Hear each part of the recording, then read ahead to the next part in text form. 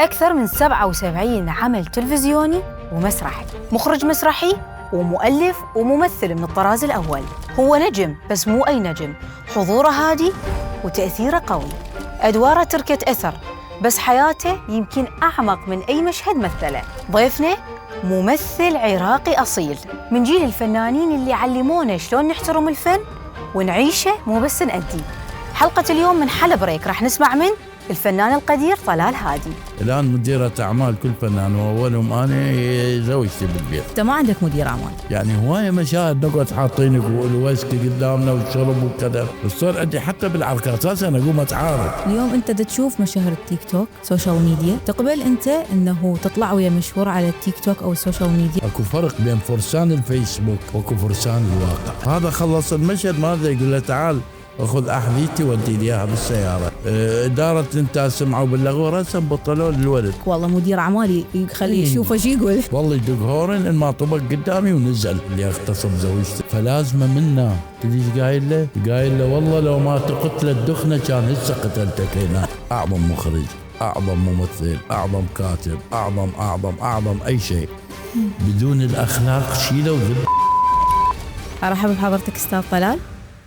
كلش سعيدة أنت اليوم وياي، لكن قبل لا أبدي بسؤال ليش، هذا ليش مهمة فضولية جدا عندي. أنت ما عندك مدير أعمال. أولا أرحب بكم وأرحب بهذا اللقاء، وهاي فرصة سعيدة للدردشة والأخذ والعطاء بيننا وبين المتلقي. ما عندنا هذا النظام احنا بالعراق مال إدارة أعمال، لأن أصلا الأعمال نادرة. عندما تكون الأعمال متراكمة وكثيرة ذاك الوقت الفنان يحتاج لمن ينظم له وقته. هسه هو حاليا يعني أني من بداية هذا البرنامج سمعت كمية تواصلي ويا مدير أعمالي بفظاعة.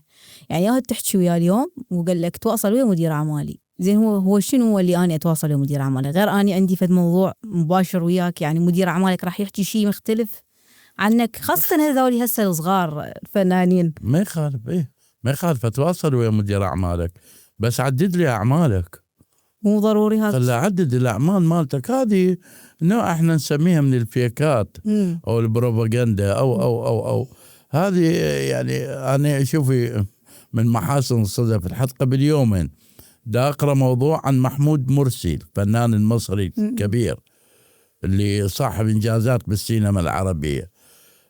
يقولون ما كان عنده لا سائق ولا عنده مدير أعمال يوديه. بالضبط هاي قبل يومين دا أقرأ هذا الموضوع على الجوجل. فيقول عاش بسيط، كل اللي يمتلكه رجل فقير يجيب الأسبوع مرتين أو ثلاثة ينظف له الشقة والكذا ويجهز له طعامه ويروح، وهو النجم الكبير والفنان الأصيل. أما هذه البعض يلجأ للفيكات. أبدا الإنسان مثل السنبلة، كلما يكون السنبلة ممتلئة فتجدينها منحنية بسيطة، لكن الفارغة واقفة. مو صح؟ هسه أني اليوم لما أريد أتواصل ويا أستاذ طلال بسهولة وصلت له بكل سهولة. وقبل فترة هيك كنت دا أقلب بالإنستغرام وطلع لي ستوري للأستاذ محمد طعمة التميمي، تحياتي له.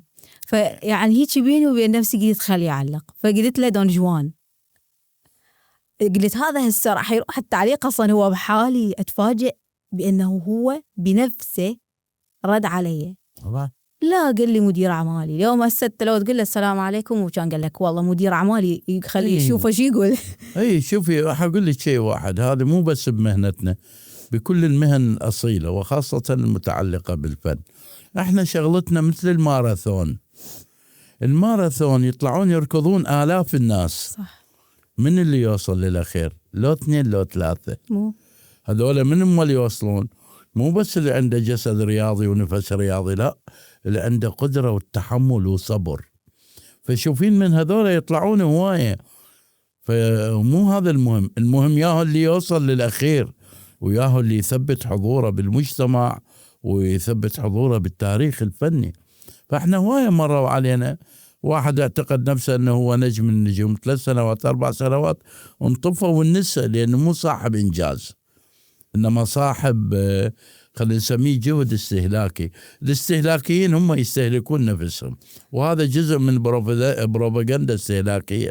يعني اليوم أستاذ طلال هادي صار عنده فد بروجكت معين وتواصل ويا فد فنان من هذول اللي هسه صغار، يا يتقبل فكرة إنه هذا الشخص يقول له والله تواصل ويا مدير أعمالي، زين مو أني طلال هادي يعني شنو مدير؟ لا هذا الحمد لله، يعني الحمد لله إنه يعني ما التقيت بهيك نماذج يعني، وما شفت هيك نماذج، بس أنا شفت البعض، وطبعا البعض القليل يعني. صح. هو نازل العمل القبل نازل بحلقتين، بالعمل الآخر نزل ب7 حلقات. يعني أنا أتذكر واحد من ذول الشباب كان سبب بطرد أحد العمال. إيه شنو السبب؟ هذا شاب هو الفنان شاب، وذاك العامل هو هم شاب يعني بنفس عمره. يعني على القراعي أنا من أخلص تصوير ألم الملابس مالتي وخليته بالقصر، إذا شيل أروح للسيارة، هو يركض مو كوني فنان، يعتبرني عمه أبوه أخوه الكبير كذا. أرجوك أستاذي بقول له ابني أنا السيارة إلا يأخذها مني. هذا خلص المشهد ماذا يقول له تعال أخذ أحذيتي ودي لي إياها بالسيارة. زين هذا شاب مثلك وبعمرك، قال له شنو أخذ أحذيتك؟ أنت مرايح سيارة خذها وياك، صح، مو تقولين شايل ثقل كذا. قال له لا أنت شغلتك هذه أنت قال له أدري شغلتي، بس على الأقل أكو أسلوب، قل لي تعال شيل لي غراضي، مو تعال شيل لي حلائي ودي بالسيارة. إدارة الإنتاج سمعوا باللغو رسم بطلوا للولد. عاد ثاني يوم أنا من يجي سألت على هذا الولد وينه، قالوا البارحة صار هيك موقف، غسلته غسله لهذا الفنان الشاب بحيث قلت له لا تحكي ولا كلمة، أنت مو راعي طويلة. صح. قلت له هيك نوعية وهيك طريقة، أنت بعد لك عملين 3 بالرابع بعد ما حد يجز عليك. صحيح. يعني هسه بعد احنا بالمستقبل ما نسمع أنه أستاذ طلال هادي عنده مدير أعمال؟ ما حبيبتي احنا تدرين ليش هذا الموضوع بعيد عنا؟ احنا شو وقت يصير عندنا مدير أعمال؟ من تكون عندنا أعمال؟ احنا خلاص خلصنا الموسم مال رمضان، 3 أعمال 4 نزلنا بيشتركنا خلصت، هذا ظلنا قاعدين الرمضان القادم. يكون عندك مدير أعمال من يكون هنالك سيستم، نظام عمل مستمر طوال السنة. صح. ورغم هذا حتى بالسابق يعني بالسبعينات وبالثمانينات كانوا فنانين 24 ساعة الدراما والإذاعة والتلفزيون مستمر. هم ما عندنا هيك قضية، ما عندنا مدير أعمال. صح. ليش؟ لأن احنا أصلا حدود أعمالنا محلية ضمن بلد الواحد، وأيضا احنا بلد غير مسوق. صحيح. ما يعني قلت المثل الشعبي مرقتنا على زياقنا. صح. من نصير بلد مسوق يصبح الفنان عنده عمل بالعراق وعمل بمصر وعمل بالخليج وكذا، ذاك الوقت راح يحتاج إلى مدير أعمال. هسه احنا يمكن حضرتك هم تدرين الآن مديرة أعمال كل فنان وأولهم أنا زوجتي بالبيت. بحيث أنا نازل ب3 أعمال أقول لها اعطيني هذني، تقول لي يعني رازنا مال هذا العمل هاي ملابسه ومال هذا العمل هاي ملابسه، أنا ما أعرف بين هي تعرف. دائما الفنان أكو دور معين يعني يخليه بذاكرة المشاهد. أنا اليوم لما أشوف أستاذ طلال هادي أتذكر دور باشا عندما تسرق الأحلام، الشخصية الشريرة اللي هي يعني شخص طاغية شوية، ف دخنة، شخصية دخنة باشا. ليش الأدوار الشريرة دائما؟ والله هي هذه اجتني موجة من الأعمال يعني تدرين، خصوصا بال2006 و7 و8 و9 كانت موضوع العنف هو اللي سائد بالساحة، وبالتالي حتى الأعمال اللي قدمت بهاي الفترة كلها عصابات واغتيالات وقتل وكذا.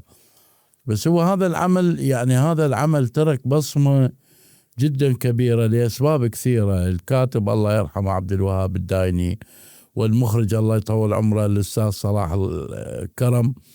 صلاح كرم اشتغل العمل بطريقة كونه مخرج أصيل يعني. وأيضا العمل كان لأول مرة أو قليل الأعمال اللي تتناول موضوعة العصابات. بعد الشارع العراقي ما متعود عليها.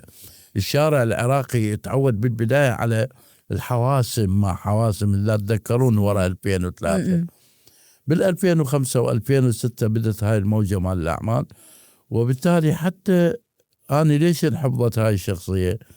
لأنه هذا أول عمل تقريبا أشتغل به شخصية عصابة ورئيس عصابات. يعني ترين أغلب الأجيال القديمة يتذكروا لي مسلسل القواعد اللغة العربية صحيح. لحد الآن. فقواعد اللغة العربية هي، وهذا مال دخنة، وأيضا شخصية خير اليهودي في سارة خاتون. لأنه هذني شخصيتين تقريبا لأول مرة أطلع به، يعني دائما أطلع له أب، له حارس، له كذا، يعني إنسان طيب مو شرير. وهاي الشخصيتين كان نسبة الشر بها كلش عالية. يعني أنت يعني تعتبر أنه هي هاي نجاح إلك، أنه أنت قدرت تخليني أني يعني صراحة أني اليوم من كنت أباوع هاي الشخصية أقول هذا ما يموت، ما يقتلوه، ما ينفص. ليش بالضبط؟ هسه حقول لك الحلقة اللي انقتل بها دخنة، بناتي قاعدات يمي من ضرب طلقات حيل. قلت له مو أبوكم، مو أبوكم. قال لا بابا مو يمك، هو على الشخصية. باللحظة اللي انقتل بناتي بصفي قال حيل زين تسوي كذا.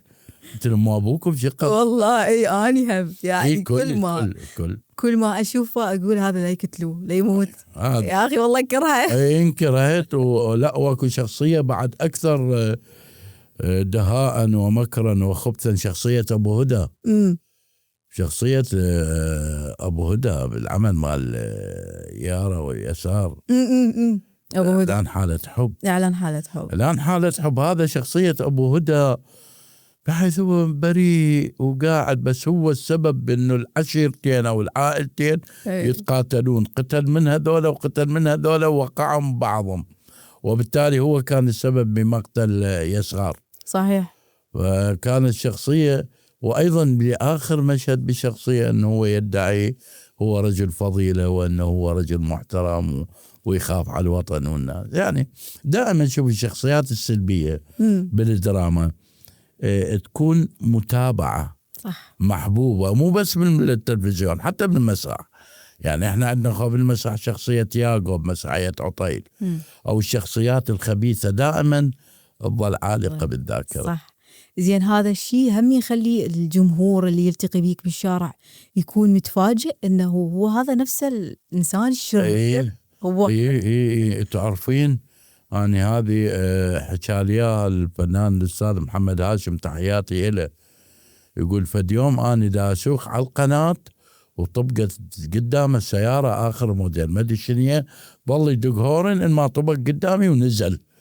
يقول نزل من السيارة جعلي باهت أني. هو كان محمد هاشم بهذا العمل عندما تسقى الأحلام شخصية عبد العال اللي اغتصب زوجته. فلازمة منا تديش قايل له والله لو ما تقتلت دخنة كان هسه قتلتك هنا، بس أنت سبع ورجال أخو خيتك. قال يقول أنا بهتت، ابتسمت، طلع معجب بشخصية عبد العال لأنه أخذ بثار زوجته. قلت له دخيلك محمد. قام زين. قلت له حتى بعد ما أمر منك. في اكو ناس تعتقد صحيحا في اليوم واحد هو بنفس العمل. لا مو بعمل ما الدخنة، ما الخير اليهودي يطعنوني واموت. فلاقاني واحد قال له شنو انت مو بارحه متت؟ قلت له اليوم خضرت بالحديقه. ناس بسيطه. طيب استاذ طلال، الفن من شنو ينقذك؟ اولا خلينا نعرف الفن شنو. الفن فؤاد ونظرة ثاقبة للأمور. فؤاد تشعر به وتحس به، والنون نظرة ثاقبة للأمور. عين الفنان غير العيون الاعتيادية، ينظر إلى الأشياء بمنظار أكبر وأقوى من المنظار الطبيعي. يعني أنا أتذكر حوار بمسرحية يقول أني إنسان أمتلك 4 عيون. هو يشير للعيون الحقيقية والنظارات. يقول أرى الحقائق ب2 وبالأخريين أرى ما وراء الظاهر والمكتوم. هذا الفنان يجب أن يكون نبضه وقلبه وفؤاده وعقله ثاقب للأشياء وينظر إلى مدياته البعيدة، لا ينظر ضمن حدوده أو ضمن المسافات القريبة. طيب هو الفنان هو يعني لازم يكون شخص حياته معاناة وتعب حتى يكون فنان؟ لا، هذه كذبة أو حقيقة مو كذبة، إنما وهم. احنا اتهمناه بالعكس. يقول لك الفنان لازم يعاني حتى يصير. هو شنو المعاناة؟ هو مو أن يعاني يجي كاتله الجوع وما بجيبه درهم ويصعد باللوريات لو بالباصات واقف لا، مو هاي المعاناة. المعاناة إنه هو بباله فكرة يريد يحققها غير قابلة للتحقيق، بباله أحلام يريد يحققها، الأشياء مدى تساعده. بس احنا اتهمناه. يعني هسه أنا راح أقول لك شغلة واحدة على المستوى البسيط. أنت إذا جوعان تقدر تنام بالليل، ما تقدر تظل تلوب على المخدة. زين أنت إذا جوعان تقدر تفتح كتاب وتقرأ وتستوعبه؟ ما تستوعبه لأنه جوعان. عفوا بالصلاة، إذا أنت جوعان وكاتلك الجوع الآية قوة تلقفها حتى تقرأها. صح. فمو هاي المعاناة. احنا فاهمين إنه الفنان، وفعلا تدري ليش أحيانا، مو أحيانا، هو دائما الفقر يولد إصرار. صح. هو هاي القضية، مو قضية أن تنحرم. يعني أنا تعال أقول لك فقير ما عندي فلوس، الغدا قوة طالع أو الريوق قوة طالع، منين اللي أروح أجيب كتاب أقرأ حتى أتعلم؟ مو هاي المعاناة. المعاناة إنه أنا عندي هساني لا أحكي لك عندي معاناة الآن. مسرحية تدرين شو وقت أكتب بيها ولحد الآن ما خلصانة. مسرحية بلشت بيها وعنوانها حلو يعني من 22، من سنة 22 أكتبها وأكملها وكذا، ورا أسبوعين 3 من نجي أقول هاي شنو، غير هذا غير هذا. واسمها بغداد العسل. مسرحية اسمها بغداد العسل، لأنه كل ما أكتب بيها وأسوي مشهد أكتشف إنه أكو أشياء بالواقع أكبر من هذا المشهد اللي يعني كاتبه، فأضطر أغير. هاي المعاناة. مو المعاناة إحنا صح عشناها، يعني عشناها، بس هذا مو صحيح. يعني مو صحيح. إحنا الآن إحنا ولا أستثني أحد، كل الفنانين العراقيين، مخرج، ممثل، مصور، مدير تصوير، أبو إضاءة، إحنا متفرغين لمهنتنا 20%. وده نبدأ. و80% معاناتنا الاجتماعية، للراتب، للإيجار، للمصرف، للمد شنو، للتواصل، فلان مريض تروح له. فما متفرغين للفن. برا لا، برا مجتمعات ما عنده غير بس الفن. يطلع يسوي رياضة، يسوي جيم، ويسوي دايت في سبيل عنده دور تتطلب منه أن يكون ضعيف. وإذا مرأة عندها دور تضطر أن تسمن حتى كذا. احنا متفرغين للفن 20%، و80% من عمرنا ومن حياتنا لمشاكلنا كمجتمع. طيب اليوم إذا أستاذ طلال هادي فتح مدرسة وضمت الكثير من الفنانين، شنو الشروط اللي يفرضها على الفنانات مو بس الفنانين؟ انت والله مو فقط على الفنانات. يعني قبل فترة همت يعني لقاء من اللقاءات سألوني سؤال، قالوا شنو مواصفات الفن أو شنو مواصفات الفنان اللي يبقى؟ قلت لهم أنا هاي قضية عندي من زمان يعني مؤمن بها. أعظم مخرج، أعظم ممثل، أعظم كاتب، أعظم أي شيء بدون الأخلاق شيله وذبه بالحاوية. صح. الأخلاق. كان السؤال موجه إلي باتجاه أنه ماذا تنصح الشباب اللي يعملون الآن بالفن؟ قلت لهم أول قضية يتبناها الأخلاق. من راح تكون على خلق قوي راح تستوعب الآخرين، راح تفتهم الآخرين، وبالتالي راح تنجح بحياتك. ذكرتني بلقاء لست سوسن بدر الفنانة المصرية. المقدمة سألتها، قالت لها لا عمليات تجميل، لا سنون يعني ابتسامة هوليوود، لا شعر بديزاين مختلف. قالت لها أني فنانة، شلون راح أمثل دور وحدة شحاتة بالشارع وأني مسوية ابتسامة هوليوود أو حاطة ميك اب أو مسوية بوتوكس؟ صح. اليوم أني لما أباوع على الشاشة أعتبر نفسي ما أسمع بس أشوف. لما أشوف غير أني أريد أشوف تعابير وجه، إنه أعرف هاي حزينة ترى اليوم، هاي ترى فرحانة دا تقدم كذا دور. زين أنا دا أشوف إنه هي من تريد تكشر ما تقدر، من تريد تضحك، من تريد تسوي هاي العين اللي هي أني نظرة الشر ما تقدر. زين هاي أني شلون راح أتعامل وياها وأقول عليها فنانة ودا يجيبوهم ويسووهم؟ لا هذه أنا قلت على هذا الموضوع. أنا قبل فترة واحدة من المسرحيات رادوني بيها، اعتذرت، قال لي ليش؟ والله شخصية. قلت له والله شخصية حلوة بس ما راهمت لي. شخصية رجل عايش ببيوت مالتنك صفيح ماكو، بيوت صفيح وكاتلة جوع وضيمة وأهله ومرته فقر. قلت له تعال أقول لك لي شوفني مال واحد كاتلة جوع هسه مني ما ترامني. صح. قلت له أنا أقدر أمثله، مو ما أقدر، بس ما مقنعة على المسرح، ما مقنعة. مثل ما مرات قلت لهم أنا مو ممثل، خل أقول أفضل ممثل بالوطن العربي بالعالم. مو كل شيء يرهم لي. يعني أنا الآن ما يرهم لي أطلع أحب وحدة وهي تحبني واثنين بالجامعة وهي فهذا شوفي.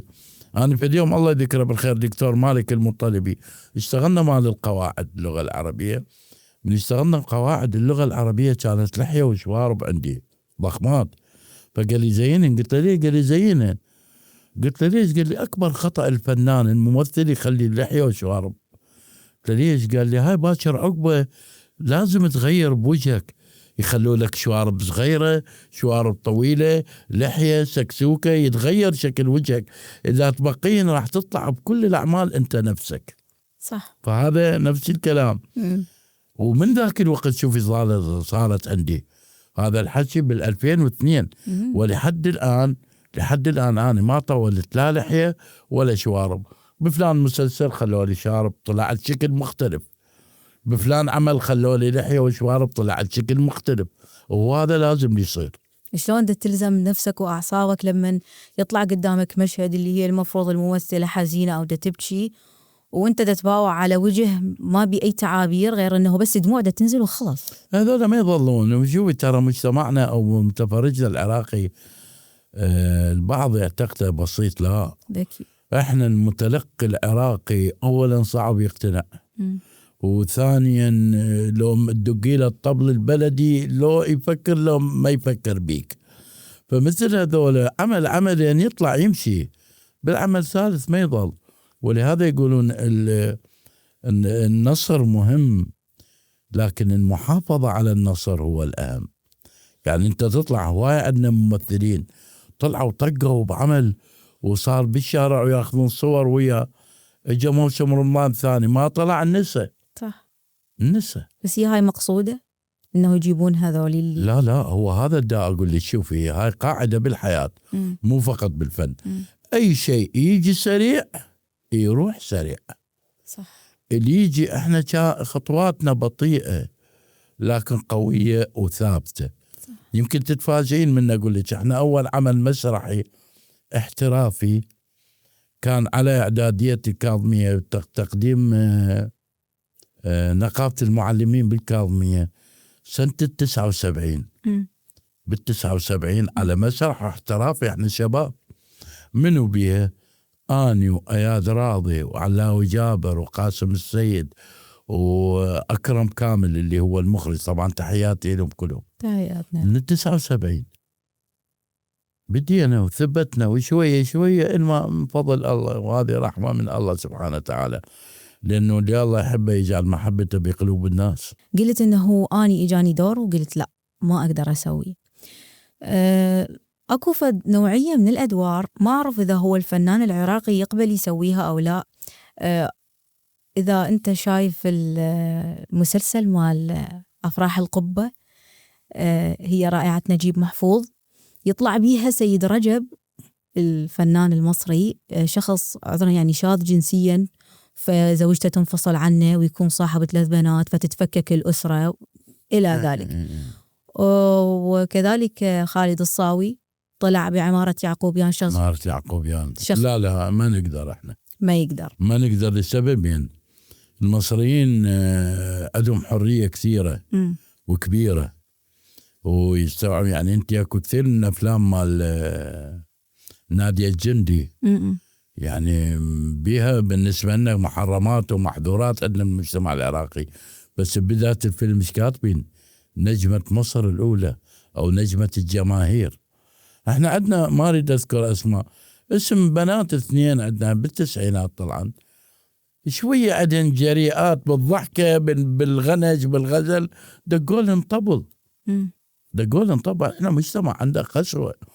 أنا بالذات وكثير من أصدقائي الممثلين احنا عندنا ارتباطات مجتمعية. يعني مرات ابني يسولف لي ابني معلم وكذا، فمن يقعد يقولوا له أبوك ليش نحبه؟ لأن أبوك مو أي أدوار يمثلها، اكو هواي أدوار بيها دق ورقص وغنى ومدري شنو ما أعرف ايش. لأن احنا عندنا ارتباطات مجتمعية ومجتمعنا بيه من القسوة. الآن منو اللي الله يعينه من الممثلين العراقيين؟ أنا أدري معاناتهم. الممثلين الكوميديانات، هو يمثل كوميديا بالتلفزيون، من يروح بمكان تعال اقعد الا تضحكنا هو ينحرج، يعني لان هي مو شخصيته، هو دا يمثل. يعني يمثل كوميديا. بتصوري واحد يطب فاتحه تعال الا تضحكنا، فيحرجوهم. احنا لا ما نقدر. وبعدين حتى احنا مواضيعنا ما عندنا احنا مجتمع به محددات كثيره، وربما هاي سلبية بس بنفس الوقت إيجابية. ولا حتى الأدوار النسائية إذا لا ذكر ما أقدر ما أعرف. هو أنا أقول لك هذه يعني هاي الأدوار الشريرة لو ما بيها رجولة وقضية قسوة وكذا كذا ما أقدر أشتغلها. يعني ما أقدر أشتغلها. يعني من ضمن شخصية خير اليهودي، لأنه هو يهودي وخير اليهودي. يعني هواية مشاهد نقعد حاطينك الويسكي قدامنا والشرب وكذا. لو ما الشخصية، يعني لو كانت الشخصية غير يهودية ما أقدر أمثلها. صح. تبرر بالشارع عبالهم أنت صدق يعني. زين، هو أكو مرحلة مرت عليك خلال مسيرتك الفنية تمنيت أنه هي هاي المرحلة تظل للأبد، تظل بيها أنت لحد هاي اللحظة، يظل طلال هادي بهذه المرحلة؟ والله يعني الآن من كبرنا قمنا نحن على مراحل، وهي أعظم مراحل في تاريخ حياتنا. يعني هي مرحلة الدراسة، وخصوصا في معهد الفنون الجميلة. يعني الآن وبعد 10 سنين أو قبل 10 سنين أو بعد ما أدري قد أبقى عندي هاي المرحلة. ليش؟ لأنه هذه مرحلة كنا فقط نفكر بأحلامنا، كنا نحلم ونعمل في سبيل تحقيق الحلم. نعم كانت عندنا معاناة كوننا طلاب وكنا مشتغلين بالمسرح بالذات، لكن من كبرنا شفنا الأحلام اللي كنا نحلمها البعض منها نحط بالمجمدة جمد، والبعض منها تلاشى راح. أحلامنا تطورت بس مو ذاك العنفوان. يعني أنا قبل اللي يصير ببالي رأسا أنا أشتغل، يصير عندي حتى بالعركات أنا أقوم أتعارك. الآن أي خطوة أسويها أفكر بيها 200 مرة قبل ما أسويها، وأفكر بيها قبل بيوم وقبل لحظة قبل شهر. حلاوة الشباب هي فورة الشباب، أنه خلاص اقتنعت فلان قضية أسويها، بعدين أعود النتائج سلبية مو سلبية كنا هيجي. فهاي المرحلة بسبب أنه إحنا قمنا هواية نفكر ونتأنى هواية، نتمنى المرات تصير مشاكل قدامي أقول لهم الله أتمنى أني لو بذاك الوقت غير شكل غسل كفيت رداني وشيت. يعني كثرة حساباتك قمت تحسب حساب العمرك اسمك. إيه طبعا العمر يقودك إلى هواية ترى مو دائما صحيح. أنا أحكي لك يعني أنت كل ما تكبر تتأنى تقوم أكثر، بس هذا مو صحيح، مو دائما صحيح. مرات العنفوان مال الشباب أهم أصح، لأن مرات اكو قرارات كل ما تتأنى الآخر يعتبرها ضعف، ومرات اكو ناس ماخذتها بالقباحة، والمشكلة اللي ياخذها بالقباحة يحصل على حقوقه. صحيح صح. مشكلة. طيب هو الإنسان لازم يكون إنسان يلا يصير فنان؟ لو هذا ما له شغلة بهذا. لا لا لا لا هو قمة الإنسانية هو الفن. الإنسان الآن أي إنسان موجود هو بالشارع عنده مشاعر وعنده أحاسيس وعنده تطلعات وعنده كذا، من يتطور يصبح فنان يوصل لمرحلة أعلى من الإنسانية. بحيث يكون هو أبو الإنسانية فوق الإنسانية، مو بالعكس. مرة قرأت كتاب اسمه طغاة مبدعون، ما أعرف إذا مر على حضرتك، يحكي عن الطغاة اللي هم عندهم جانب فني، يعني تلقى من الأسماء اللي هو هتلر وغيره. الرسام هذا يعني مدى أفتهم إنه شلون فنان يراد يصير فنان، شلون بعدين صار طاغية وقام يقتل. زين هذا يدخل من غير باب، هذول يدخلون من باب الأمراض النفسية الازدواجية والأمراض النفسية والكذا. يعني أنت الآن شاعر معروف، أعوذ بالله من الشيطان الرجيم، نسيت اسمه، عمره 18 سنة واعتزل الشعر، وهو شاعر إنسان يتذكر اسمه، بس هو شاب. هو أصلا شاب، لكن قصائد مالته قصائد إنسانية عظيمة.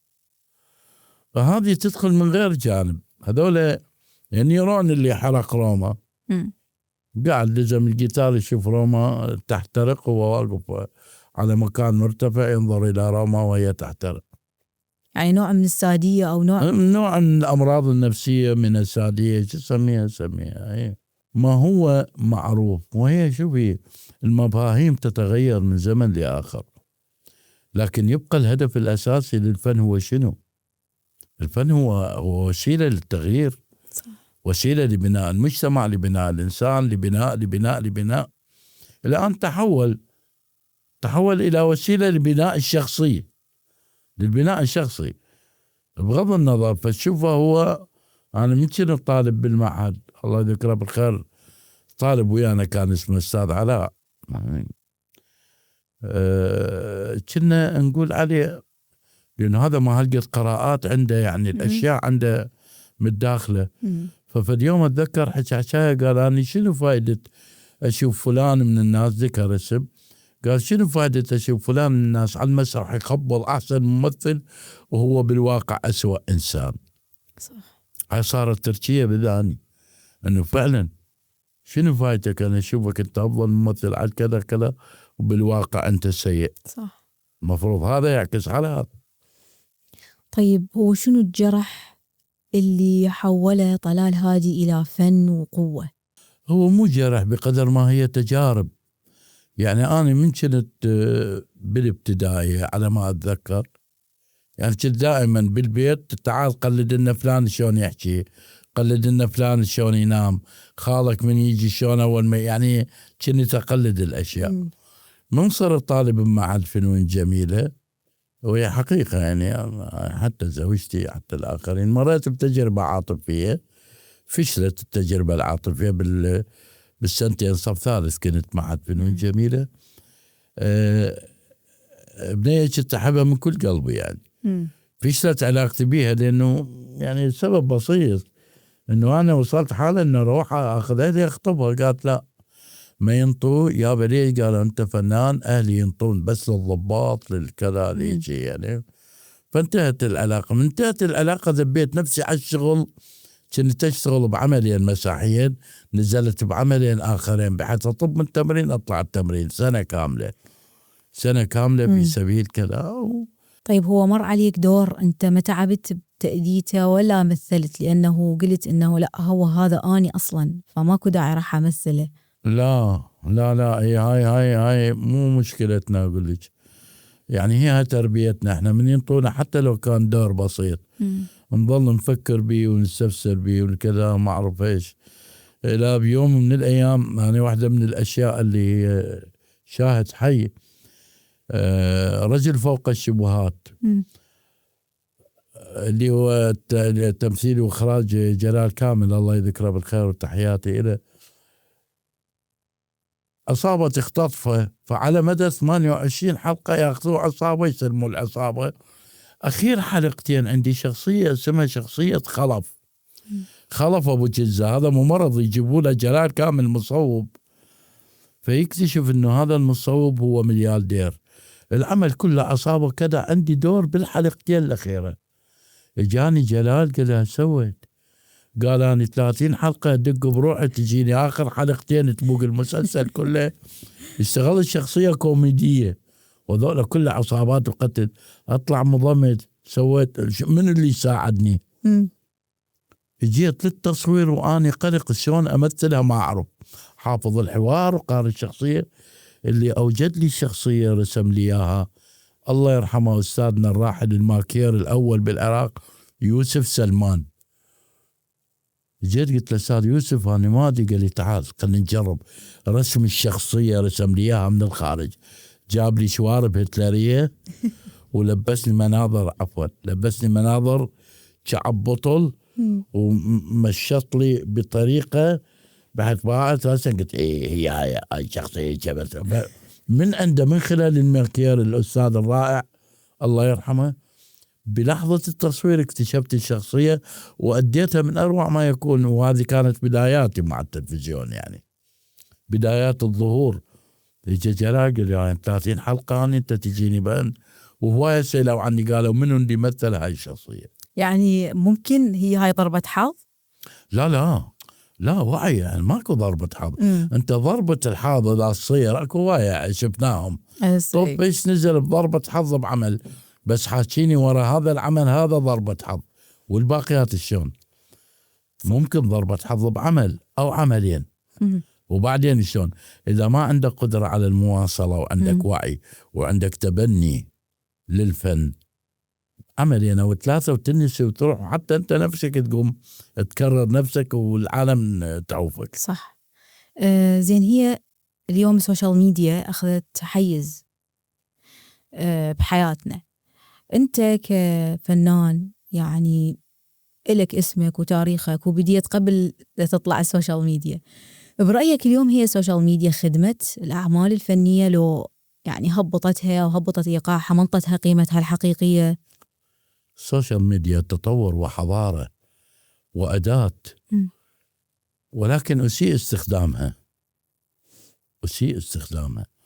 يعني احنا هذا السوشيال ميديا وبالذات الجوجل، يعني احنا لو كان في زماننا عندنا هيجي إمكانية كان هواية كتب قرأناها.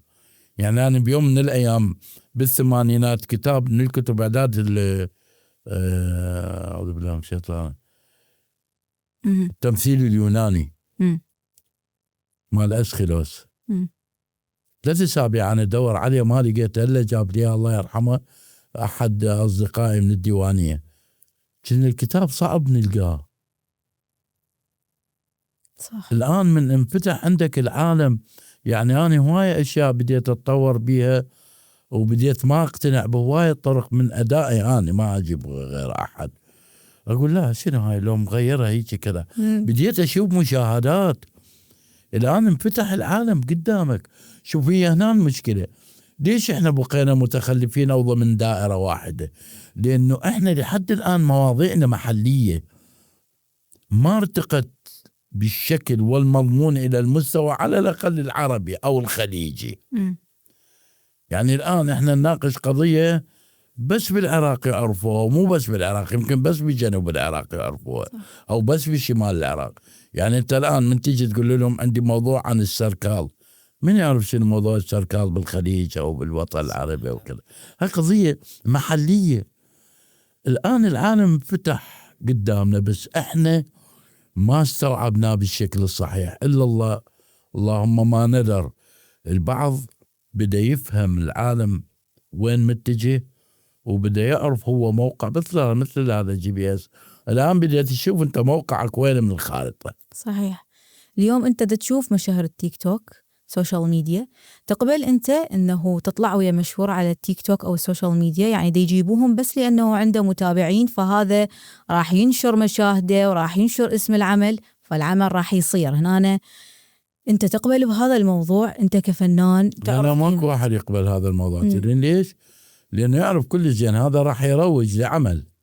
بالعمل الثاني شلون راح تجيب غيره، صح. بالعمل الثالث راح تجيب غيره، وبالنتيجة ما يثبت. وانت تلاحظين الآن مو فقط بالعراق، العالم كله وبالذات بالوطن العربي بعد ماكو ممثل يصمد لمدة 20 سنة ويبقى بصمة.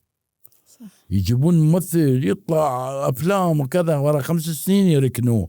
بعد ماكو عملية استمرار نجم، ماكو صناعة نجم.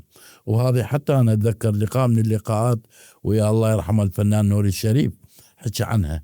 قال الآن الزمن استهلاكي، يجيبون يعني أنا واحد من الأعمال ابنية جابوها طريقة أداءها بسيطة يعني بسيطة جدا بسيطة ما أريد أقول سباوة والله هذه لين عندها بيجات وعندها وكذا كذا كذا أصبحت ترند وبالتالي العمل أخذ ترند.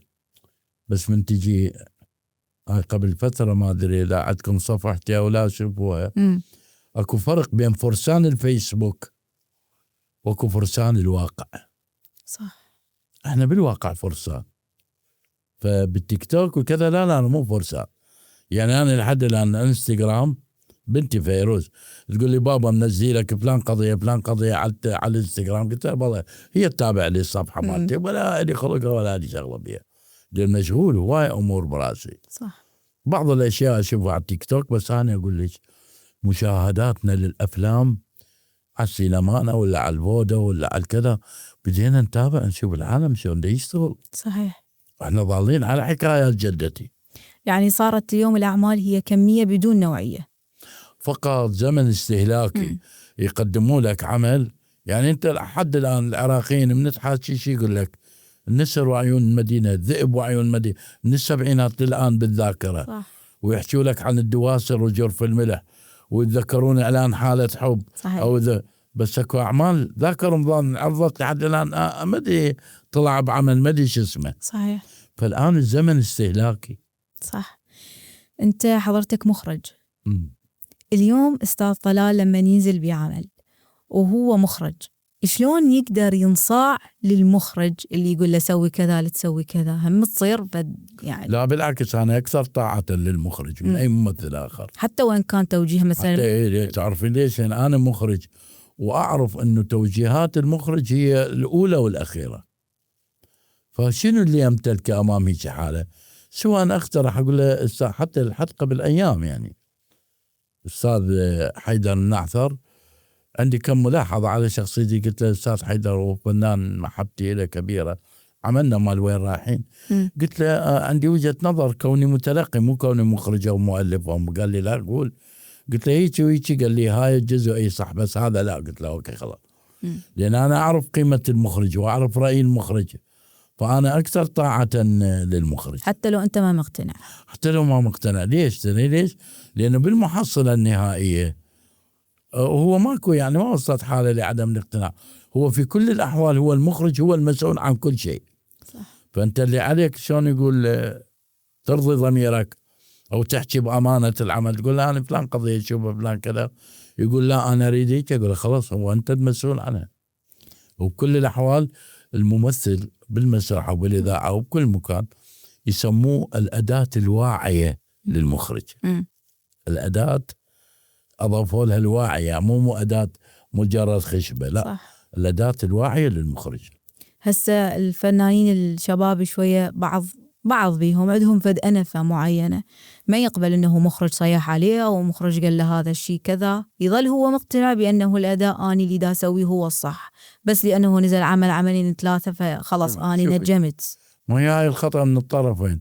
المخرج الواثق من نفسه ومن قدراته ما يصيح يفرض شخصيته بطريقة واعية. لا يعني أنت شنو أنت واحد من يصيح شو بالحياة عامة من واحد يوقف ويصيح ويهوس قولي هذا أكو بداخلك قلق من قضية. صح. بس ليش صيح حبيبي فلان قضية ما تعجبني الغوة. هذا الممثل حبيب بل زحمة عليك أنا أحترمك ما أريدك أنت ما تصلح للدور. الصيح شنو يا شيء أنت فنان. المخرج ولا الممثل شنو صيح يصل لمرحلة يصير عصبي يضوج فركش يا بليت باكر ما نكمل اليوم. هو هذا يجي. أما هذا من يصيح أنت شنو جايب عماله لو جايب مصعدهم بالبيكم هذا أنت المفروض فنان ما تحتاج صيح كونك مخرج. والمخرج اللي هو رب الأسرة وقائد العمل. صح. فإذا القائد يهوس ويعيط الرعية شو تسوي؟ صح. فهذا غلط يصيح وبالتالي هذا غلط أيضا انفعاله. وزني يا حبيبي لا صيح ولا هذا بالنسبة لي فيما لا. طيب راح انتقل وياك الفقرة اسمها أسئلة سريعة. هاي أسئلة راح تجاوب بدون تفكير جواب سريع وبسيط وجدا قصير. بشرط يكون ماكو سؤال يؤدي الى الطلاق. لا مو احنا هسه حكينا على موضوع انه المسرح وتتحب هاي بعد هي بكيفها. إيه لا عادي عادية. لا كنا شباب طبعا. يعني بس النساء ما تنسى. لا ما انسى. لا انا ما انسى. لا تنسى. هاي كذبه ان المراه ما تنسى والرجل ما ينسى. لا واحد بداياته وشاب وطالعين من المتوسطه والمتوسطات مالتنا تدرين وراسا دخلنا على جو كله مختلط وكذا.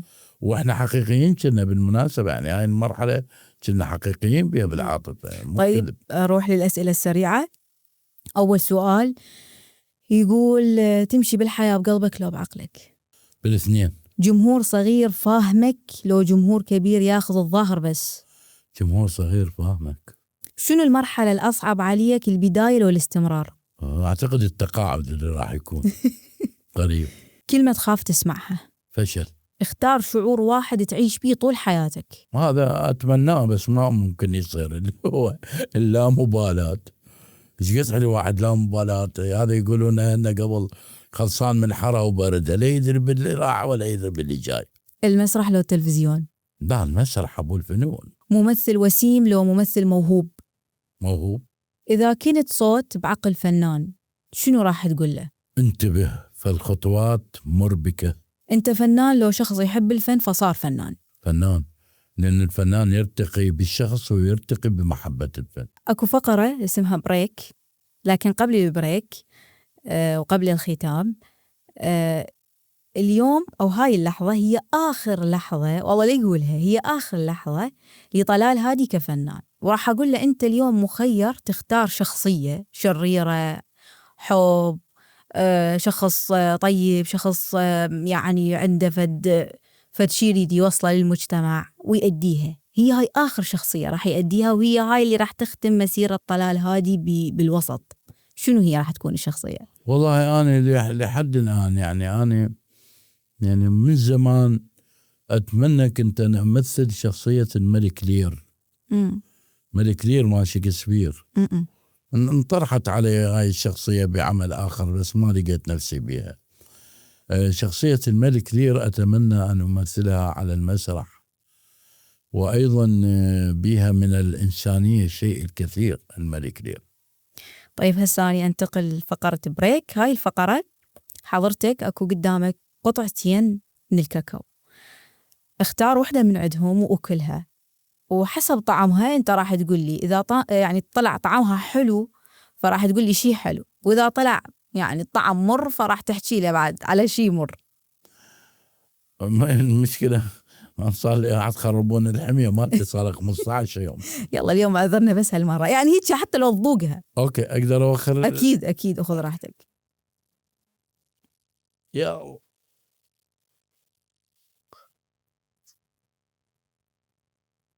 هذه قطعة الكاكاو اللي بيها هاي. أي أوكي أكل هاي هسه.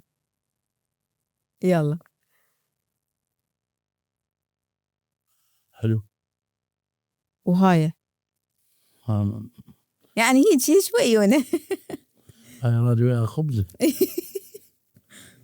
إيه هيك شي بسيط حتى عاشت إيدك. ها شلون جارين اثنين؟ مرة شي مر فقدان. أحب أن يعني أنا من الأشياء اللي حقيقة والحمد لله والشكر يعني أمر الله سبحانه وتعالى هو فقداني لأخوي عامر أبو أميرة الله يرحمه. كان يعني هو مو مجرد أخي، يعني أنا كنت صغير هو اللي كان مربيني، يعني هو أكبر شيء تقريبا، يعني هو اللي سار علي وتعب علي هذا شيء مر، ولكن الله وأنا إليه راجعون، هذا أمر الله يعني. هذا قضاء وقدر طبعا. الحمد لله وشكر. أمر الله. الله يرحم أخوك، يرحم الجميع، مأواه الجنة إن شاء الله. أستاذ طلال هادي شكرا لك، نور. أنا أشكركم. اللقاء كل جميل، القفلة مالته مدمرة بالطعم وبالإحساس. شكرا لك. أنا أشكرك، نورتني. وإن شاء الله دائما نلتقي على الخير. إن شاء الله. شكرا، ممنون منك بنيتي. شكرا لك.